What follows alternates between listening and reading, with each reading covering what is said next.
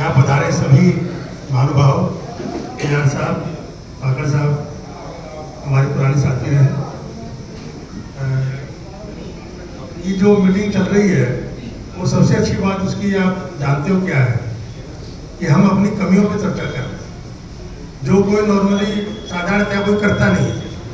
अपनी कमियों पे चर्चा कोई करता नहीं है। अपनी कमियों को दूर करके और एक अच्छा समाज बनाने का संकल्प हम लोग कर रहे हैं, क्योंकि आप जानते हैं कि ये सारी कवायद मुझे लगता है सोच बदलने के ऊपर है। क्योंकि आज की तारीख में दंड लगाना या किसी को समाज से बाहर करना या पनिशमेंट करना, उसके बीच में राजनीति भी है, बहुत सारी चीज़ें हैं, थोड़ा मुश्किल है। तो छोटे छोटे ग्रुप या बड़े ग्रुप मिलकर के अगर हम सोच बदलने के ऊपर काम करेंगे तो अच्छा रहेगा। और उम्मीद भी है, अभी जो काम हुआ है उसमें काफ़ी अच्छा काम हुआ है। लोग जैसा बता रहे थे 80% लोग मानने लगे हैं, बिल्कुल मानने लगे हैं, ये सच्चाई है। सोच ही आपकी जो है, शब्द जो होते हैं आपके मन में, ऐसी सोच शब्दों से सोचते हैं तो सोच ही आपके शब्दों में बदलती है, शब्द ही आपके फिर कार्यकलापों में बदलते हैं। कार्यकलाप बार बार करते रहेंगे तो आपकी आदत बन जाती है। आदत ही बार बार आदत, उसी आदत को करोगे तो आपका चरित्र बन जाता है। तो चरित्र के बाद तो आपका समाज नजर आने लगता है कि आपके समाज का चरित्र कैसा है। बड़े बूढ़ों ने रीत बनाई थी, उस रीत को हम लोगों ने कुरीति में बदल दिया। कुछ आती रहती है समय के हिसाब से। आज आप हम मिल करके दोबारा से उस कुरीति में से कू हटा के रीत बनाने की कोशिश कर रहे हैं। और यही रीत हो सकता है कि समय बदलने के साथ में कुरीति लगने लगे तो कुरीति हो जाए। तो ये एक सतत प्रक्रिया है, ये चलती रहेगी और चलती रहनी चाहिए।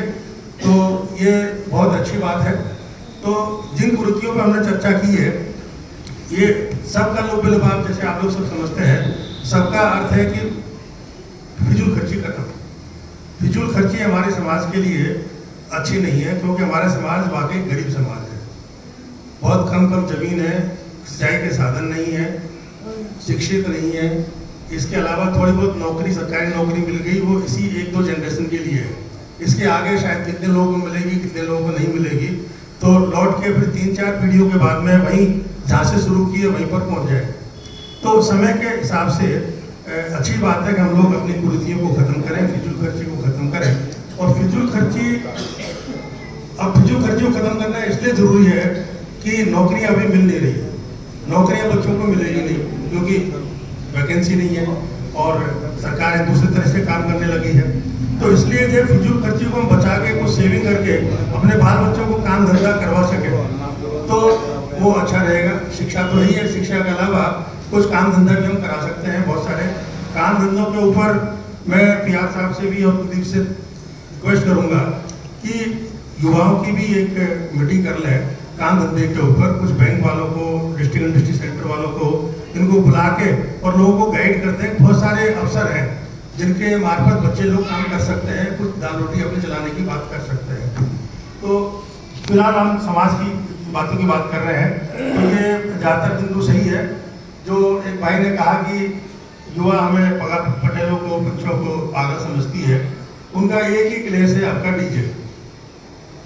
डीजे के ऊपर। अब उनका जो लॉजिक है, उनका ये कहना है कि साहब जो खुशी का मौका है तो खुशी के मौके को कैसे हम खुशी मनाएं। शादी ब्याह, जन्मदिन कोई भी होता है तो खुशी का मौका होता है, तो उसको खुशी कैसे मनाएं। तो हमारी गलती क्या हो रही है कि डीजे की जगह पर कुछ चीज़ बजाने, नाचने गाने की चीज़ हम नहीं बता पा रहे कि क्या होना चाहिए। युवा है और नाच कूद तो करेंगे लोग, खुशी होगी तो सब कुछ होगा, हंसी होगी, ठट्ठा भी होगा, सब कुछ होगा। तो एक तो इसमें विचार किया जाए कि अगर मान लो हम डीजे को बंद करते हैं, डीजे वाकई नुकसानदायक है, इसमें कोई शक नहीं है। कई वहाँ ये अपना 12 जिले में आगे वो दूल्हा जो है डीजे की आवाज़ से ही गिर गया था। वो सच्चाई है, वो मैं उधर गया था, वो सच्चाई है। तो डीजे की आवाज़ इतनी तेज होती है, इतने ज़्यादा वोल्ट होता है। अब हमने तय किया कि कढ़ाई में तो नहीं यूज़ करेगा, कोई नहीं कर रहा, करेगा भी नहीं, लेकिन शादी के पंडाल में डीजे लगा के नाच कूद कर सकते हैं, 2 बॉक्स लगा करके। लेकिन हमें ये पता होना चाहिए कि जो बॉक्स है उसका वोल्ट कितना है, कितनी पावर का है। एक बॉक्स ही 20-20 हज़ार वोल्ट का आता है। अब डीजे वाले ला करके बड़ा ला कर शुरू कर देंगे, वही किराया चलता रहेगा उनका। तो थोड़ा सा और इस पर सोच विचार करें। लेकिन मैं भी कई बार समाज की मीटिंग में बोलने लगता हूँ तो मुझसे पहले कुछ युवाओं की पर्ची आ जाती है, और पर्ची में उनका यही कहना है कि ये डीजे के ऊपर महिलाओं की तरफ से और युवाओं की तरफ से इसमें कुछ ठीक से गौर फरमाया जाए, ढंग से इसको सोचा जाए कि इसका क्या हो सकता है इसके लिए जो है। लेकिन कुछ सोच विचार आप लोगों ने किया है, सोच विचार करके 2 बॉक्स अलाउ किए हैं, जिसको देखते हैं इसके बाद लगातार हमारी चर्चाएं चलती रहेगी इसमें क्या होगा। अब कुरीतियों के अलावा जो कुरीति है ये तो हम ध्यान दे रहे हैं, लेकिन इससे बड़ी समस्याएं जो हमारे सामने आ रही है वो है आपका बढ़ता हुआ अपराधीकरण, नशाखोरी, जुआबाजी, बढ़ती हुई अश्लीलता और बिगड़ते सामाजिक संबंध। ये सब भी हमारे सामने चैलेंज है, हमारे समाज के सामने, सभी समाजों के सामने है, लेकिन हमारे सामने हमें ज़्यादा ये खलता है क्योंकि हमारा गरीब समाज है। गरीब समाज के लिए नशाखोरी और जुएबाजी ये यमराज जैसी विपत्ता है हमारे ऊपर। तो हम इसको एक दूसरे तरीके से समाज की मीटिंग में हम उसकी ओर चर्चा करके दूर करें। नशाखोरी में जैसे नशा आपका शराब वाला है, शराब का नशा वाला तो क्या है 100 रुपये में 50 रुपये में 2 घंटे के लिए राजा होता है। 2 घंटे के बाद में उसका नशा उतर जाता है, उसके बाद वो वही है 2 घंटे तक तो बकवास करता रहता है जो भी है। और शराब के नशे में जो धूत होता है शायद गलत काम करते वक्त तो उसको आइडिया हो जाता है गलत काम कर रहा है। लेकिन जो स्मैक वाले हैं, स्मैक कई तरह की है, इसमें वो अपने माँ बाप की भी हत्या कर देगा तो भी मुस्कुराता रहेगा।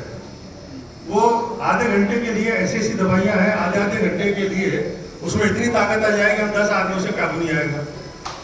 छलांग लगा के एक मंजिल पे चढ़ जाएगा। ये चोरी करते हैं, भागते हैं, कई बार सोचते हैं कि ये खिड़की होकर निकल कैसे गया, क्योंकि वो स्थिति ऐसी हो जाती है दवाइयों से जो है, बहुत तरह की दवाइयाँ आ रही हैं।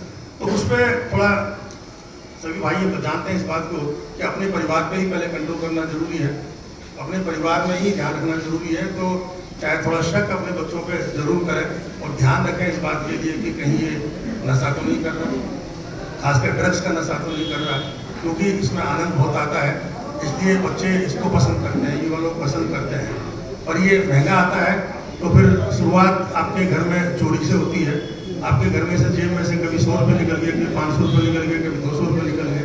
उसकी माँ का गहना गायब होने लगता है थोड़ा थोड़ा। अब घर वाले बोलते नहीं है कहाँ हो गया, कहाँ गिर गया, किसी और पर आरोप लगाया जा सकता है, भाभी पे, ननद पे, बेटे पे, कहीं पे भी इधर उधर आरोप लगते रहते हैं। परिवार में करता वो है, इसके बाद फिर पड़ोसियों की चोरी होती है, तो वो पता चलने लग जाता है कि गड़बड़ हो चुकी है। तो थोड़ा ध्यान रखें। तो उसमें अपने समाज की इसमें जो बिंदु है इनमें नशा और जुआ अगर टेम्परी पर पता नहीं क्या क्या चल रहा है उसको थोड़ा और ज़्यादा प्राथमिकता दें। मिलनी और मृत्यु भोज ये सब चीज़ सही है, इस पर आपको पैसा बचाइए, लेकिन जो पैसा गंवा रहे हैं ये भी चीज़ है।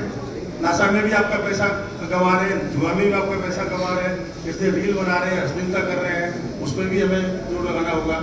इसके अलावा जो हमारे सिंगर भाई के जितने भी हैं, सिंगर भाइयों का क्यों अश्लील गाने बनाते हैं, सिंगर जो है उनको सबको रिक्वेस्ट की जाए, बस समझाया जाए कि भाई आप अश्लील गाने क्यों बनाते हो, जिसमें फिर पूरे परिवार के सामने अश्लील गाना चल रहा है और नाचकूद हो रहा है। तो डीजे का नुकसान वहाँ भी है, उतना ही नहीं है कि दारू है चलती है, पर उसका नुकसान वो भी है कि अश्लीलता भी सामने बहुत ज़्यादा आती है। इसलिए विचार विमर्श बहुत अच्छा हो रहा है, सोच बदलिए और काम आगे बढ़ेगा। जो आपके बिंदु सभी है जो बहुत ही अच्छे